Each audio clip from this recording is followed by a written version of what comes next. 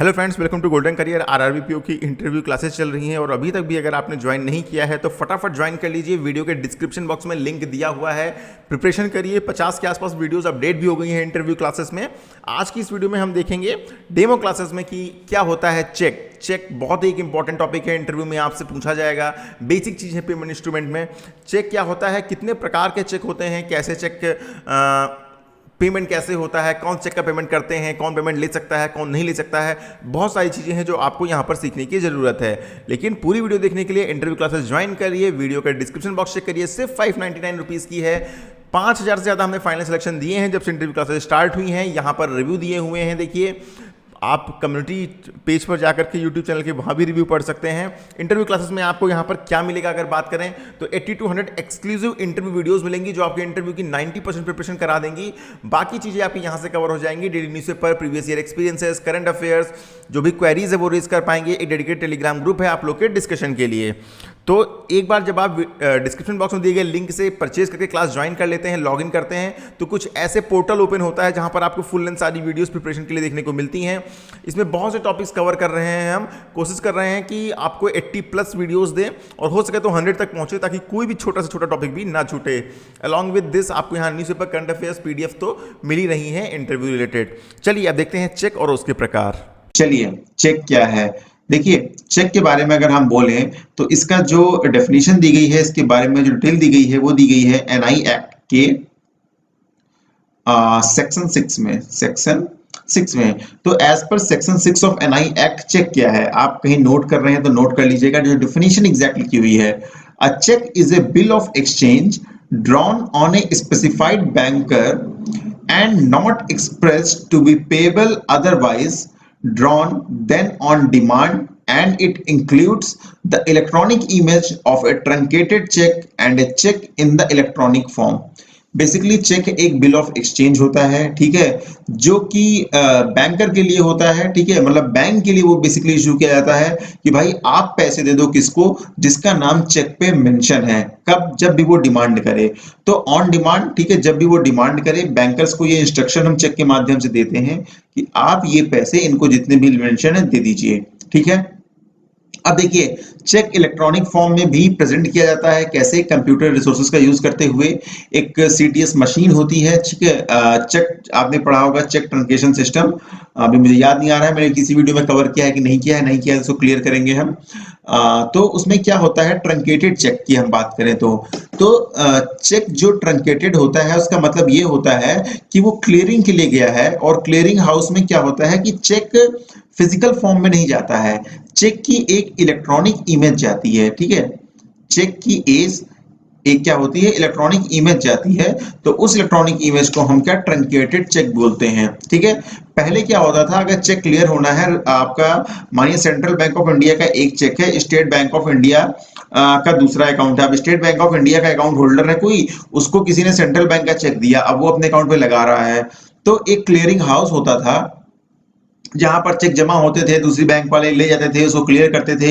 एक लंबा प्रोसेस होता था, उस प्रोसेस के तहत चेक क्लियर होता था और उसमें बहुत टाइम लग जाता था।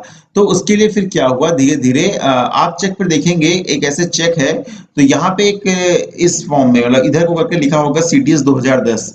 तो 2010 में एक सीटीएस का इंट्रोडक्शन किया गया, ठीक है। उससे क्या होता है कि चेक की एक इलेक्ट्रॉनिक इमेज हम बैंक को भेजते हैं कंप्यूटर के माध्यम से, वहां से वो क्लियर करके भेज देते हैं। ये काम जो है वो सेम डे में हो जाता है।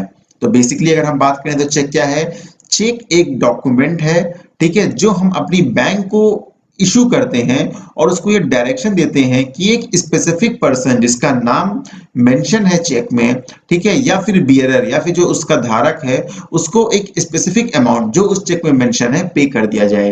तो ये बेसिक सी बात हुई कि चेक होता क्या है, ठीक है। एक नेगोशिएबल इंस्ट्रूमेंट है। अब हम बात करते हैं इसेंशियल्स ऑफ चेक के बारे में। चेक में होता क्या क्या है, ठीक है। नंबर 1, चेक जो है एक अनकंडीशनल ऑर्डर होता है। एक अनकंडीशनल ऑर्डर होता है। अगर आपने पिछली वीडियोस प्रॉमिसरी नोट और बिल ऑफ एक्सचेंज की नहीं देखी है तो पहले वो देखिए, वरना समझ में नहीं आएगा। क्योंकि हम अभी इसमें बोलेंगे कि चेक को एंडोर्स किया जा सकता है। एंडोर्समेंट क्या होता है, कैसे एंडोर्स किया जाएगा, हम नहीं बताएंगे, क्योंकि पहले की जो पूरी वीडियो देखी होगी क्लास में तो वहां पे हमने प्रॉमिसरी नोट में ये चीजें क्लियर की हुई हैं। तो चेक एक अनकंडीशनल ऑर्डर होता है, ठीक है। जैसे हमने बोला था ना कि आप जब प्रॉमिसरी नोट और बिल ऑफ एक्सचेंज पढ़ा रहे थे कि आप उसमें कंडीशन दे सकते हो कि pay to Pooja if he returns from कहीं के बोल दिए नेपाल, ठीक है। तो वो चीज वहां पर bill of exchange promissory note में चल जाती है, लेकिन चेक में ये चीज नहीं चलेगी। तो चेक क्या होगा, एक अनकंडीशनल ऑर्डर होगा एंड इसमें नेक्स्ट चीज शुड बी डेटेड, उसमें डेट पड़ी होनी चाहिए, ऐसा नहीं कि कोई डेट नहीं पड़ी हुई है, ठीक है। नंबर दूसरे, हम चेक के एसेंशियल्स की बात करें तो चेक पेमेंट जो है वो हमेशा कैश या ट्रांसफर ऑफ अकाउंट ही होता है, कैश या फिर ट्रांसफर ऑफ अकाउंट ही होगा और कोई मेथड उसमें नहीं हो सकता है। नंबर 3 है cheque is always drawn on a particular bank, ठीक है।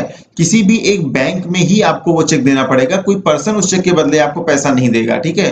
तो आपको एक पर्टिकुलर बैंक में ही वो प्रेजेंट होना करना पड़ेगा और जो मनी होता है वो ऑन डिमांड आपको मिलता है, जब आप डिमांड करोगे चेक अपना लगाओगे तब आपको वो पैसा मिल जाएगा, ठीक है। Number 5, maker should sign it, मतलब जो भी आपको चेक दे रहा है उसको उस पे वैलिड साइन करने होंगे जो उसके बैंक अकाउंट में साइन हो रखे हैं, तभी आपको उसका पैसा मिलेगा। अब देखिए चेक में पार्टीज कौन कौन सी होती हैं। पहली पार्टी होती है आपकी ड्रॉर, सॉरी बी लिख गया है, ड्रॉर स्लैश मेकर, मतलब ये कौन हुआ, जो चेक इशू कर रहा है, जो चेक पे नीचे साइन करता है वो हो गया आपका ड्रॉर या मेकर। नंबर 2 पार्टी हो गई आपकी ड्रॉई, ये क्या होती है, ये बेसिकली बैंक होती है जो आपको पैसे पे करेगी, ठीक है, वो कौन हो गया, बैंक। नंबर 3 आपका होती है पार्टी पे, जिसको पैसा मिलेगा तो आप कहते हैं रिसीवर, जो पैसे रिसीव करेगा, जिसको जो इंटाइटल्ड है पैसे पाने के लिए उसको हम बोलते हैं पे। एक हम अदर पार्टीज की भी बात करें तो कुछ अदर पार्टीज भी हो सकती हैं इसमें, कौन सी, इंडोर्सर, जो इंडोर्स करेगा, इंडोर्सर और इंडोर्सी। अब यहाँ पे सिर्फ मैं टर्म बता रहा हूँ, एक इंडोर्सर और एक इंडोर्सी भी हो सकता है चेक में। इसके लिए अब आप प्रॉमिसरी नोट वाला वीडियो देख लीजिए, इंडोर्सर क्या होता है, इंडोर्सी क्या होता है, ये भी बताया है, कैसे इंडोर्समेंट करते हैं किसी इंस्ट्रूमेंट का, वो भी हमने वहां पर डिटेल में बहुत कवर किया हुआ है, ठीक है। अब हम देखते हैं, अब यहां से देखिए बहुत इंपॉर्टेंट चीजें स्टार्ट हो जाती हैं, क्या, टाइप्स ऑफ चेक कौन कौन से होते हैं, अभी मैं आपको बढ़िया से समझाऊंगा, एकदम इजीली समझ में आ जाएगा। बियरर चेक होता है, ऑर्डर चेक होता है, क्रॉस चेक होता है, स्टेल चेक होता है, पीडीसी होता है, जिसको क्या बोलते हैं, पोस्ट डेटेड चेक होता है, म्यूटिलेटेड चेक होता है, ओपन चेक होता है, ट्रैवलर्स चेक होता है, सेल्फ चेक होता है, ब्लैंक चेक होता है, बैंकर्स चेक होता है, ठीक है। एंड जो क्रॉस चेक होता है उसमें भी कई तरह से क्रॉसिंग होती है, 2-3 तरीके हैं, उनकी भी हम अब इस वीडियो में बात कर लेते हैं। चलिए पहला स्टार्ट करते हैं, बियरर चेक। नंबर 1 आपका हुआ बियरर चेक। बियरर चेक क्या होता है, एक ऐसा चेक जो किसी पर्सन को, जो भी बियरर है, जो भी उसका धारक है, उसको मिल जाएगा, ठीक है। इसमें पर्सन की आइडेंटिफिकेशन की जरूरत नहीं होती है। अभी देखो एक ऐसा चेक है, ठीक है, लिखा हुआ है पे टू डैश और बियरर, ठीक है। यहां पे कुछ नहीं लिखा, और bearer sum of rupees 1 lakh मानो लिखा हुआ है, ठीक है। मैं यहाँ पे सिर्फ एक सिंबल सा बना रहा हूं और यहाँ पे साइन है अकाउंट होल्डर के, ठीक है। नॉर्मल सा ये चेक है। अब इस चेक पे अगर बियरर लिखा हुआ है, साइन जिसने चेक दिया है उसने बियरर वर्ड को काटा नहीं है, सपोज यहाँ पर लिखा हुआ है पे टू रमेश और बियरर, दोनों चीजें लिखी हुई है, और लगा हुआ है और बियरर वर्ड नहीं कटा है, तो ये एक बियरर चेक हुआ। इस पे अकाउंट होल्डर ने साइन कर दिए, रमेश भैया ये चेक लेके बैंक गए, उनको हाथों हाथ कैश पैसा मिल जाएगा। रमेश की जगह सुरेश गए तो सुरेश को भी मिल जाएगा। अच्छा, एग्जाम में एक क्वेश्चन पूछ सकते हैं कि एक हाइपोथेटिकल क्वेश्चन आपसे एग्जाम इंटरव्यू में पूछ सकते हैं, ठीक है, कि यहाँ पे बियरर वर्ड लिखा हुआ है, सपोज एक डॉग आपको चेक प्रेजेंट कर रहा है, जस्ट एक इमेजिनेशन है, तो क्या यह एक रोबोट प्रेजेंट कर रहा है चेक, रोबोट, तो क्या उसकी पेमेंट करेंगे? जी हाँ, बिल्कुल पेमेंट करेंगे। कौन पेमेंट ले रहा है मतलब नहीं है, एंड उसकी हमें किसी भी आइडेंटिफिकेशन की जरूरत नहीं है। बियरर यहाँ पे सिंपली लिखा हुआ है, जो भी चेक धारक है उसको पैसा दे दो, तो यहाँ पे जो भैया हमारे पास चेक लेके आएगा हम उसको पैसे दे देंगे। ये हो गया आपका बियरर चेक, ठीक है। बैंकिंग में एक प्रैक्टिस है, ये कोई रूल नहीं है लेकिन ये प्रैक्टिस है कि जब भी आप चेक से पेमेंट लेने जाते हैं तो चेक के पीछे आपसे साइन करा लेते हैं। वो साइन सिर्फ इसलिए कराते हैं कि एक एविडेंस रहे कि भाई इस चेक का पेमेंट जो है किसी ने ले लिया है, कर दिया गया है। बाकी ऐसा कोई मैंडेटरी नहीं है कि चेक के पीछे साइन करना ही पड़ेगा अगर वो बियरर चेक है, ठीक है।